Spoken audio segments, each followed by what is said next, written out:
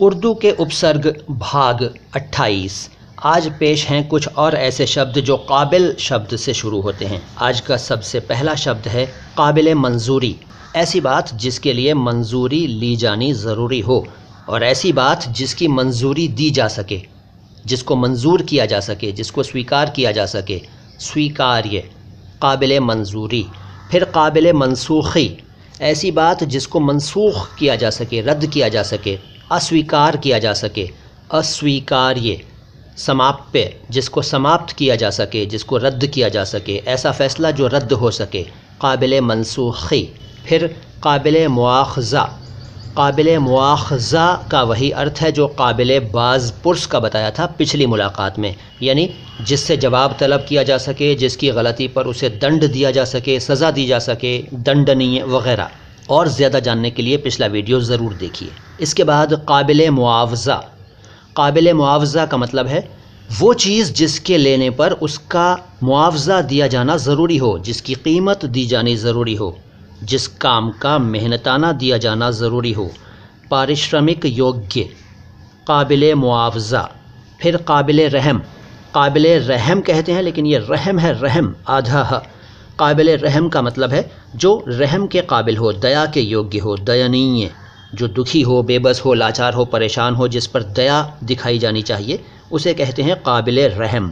फिर काबिल राज, ऐसी बात जिसको राज में रखना ज़रूरी हो, राज में रखा जाना चाहिए, जिसको बताया न जाना चाहिए, गोपनीय, सीक्रेट, प्रकट न करने के काबिल, राज में रखने के योग्य। काबिल राज।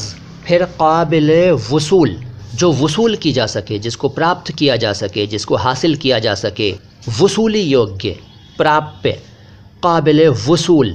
फिर काबिल सज़ा, वो बात या वो काम जिसकी सज़ा दी जा सके, जो सज़ा का पात्र हो, उस व्यक्ति को भी कहते हैं काबिल सज़ा, और उस एक्ट को भी काबिल सज़ा कहते हैं जिसका दंड दिया जा सके, जिसकी सज़ा दी जा सके, काबिल सज़ा। फिर काबिल समाअत, ऐसे न बोल सकें तो काबिल समाअत कह लीजिए, जिसकी सुनवाई की जा सके। समाअत का मतलब है सुनवाई, सुनना, जिसको सुना जा सके, जिसकी सुनवाई हो सके। श्रवणीय, सुनने योग्य, सुनने के काबिल, काबिल समाअत।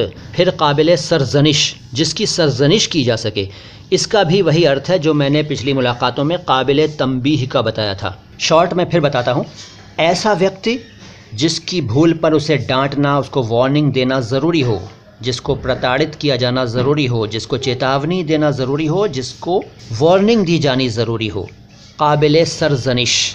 फिर काबिल सिताइश, इसको कई लोग सताइश कह देते हैं लेकिन यह काबिल सिताइश है, सिताइश। काबिल सिताइश का वही मतलब है जो काबिल तहसीन का है, यानी तारीफ़ के काबिल, प्रशंसा के योग्य, प्रशंसनीय। काबिल सिताइश। तारीफ़, सिताइश, तहसीन, ये सब एक ही अर्थ रखते हैं। इसके बाद काबिल सिफारिश। काबिल सिफारिश का मतलब है वो जिसकी सिफारिश की जानी चाहिए, सिफारिश के योग्य, जिसकी अनुशंसा की जानी चाहिए, जिसकी संस्तुति की जानी चाहिए।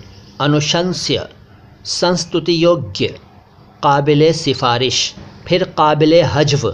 काबिल हज्व का मतलब है वो जिसकी हज्व की जानी चाहिए, हज्व की जा सके। हज्व का मतलब है निंदा, जिसकी बुराई की जा सके, जो निंदनीय हो। काबिल हज्व। तो दोस्तों, काबिल शब्द से शुरू होने वाले बहुत सारे शब्द मैंने आपको आज और आज से पहले वाली कुछ मुलाकातों में बताए। ये जो सीरीज़ चल रही है उर्दू के प्रीफिक्सेस की, यानी कि साबिक़ों की, यानी कि उर्दू उपसर्गों की, इसको देखते रहिए। इस तरह की सीरीज़ आपको बहुत कम मिलेगी कहीं पर। यकीन ना आए तो हमारे पिछले वीडियोस देख लीजिए, आप मान जाएंगे मेरी बात। मैं मोइन शम्सी हूँ, ये चैनल है अल्फाज आवाज़ अंदाज़। सलाम हिंदुस्तान।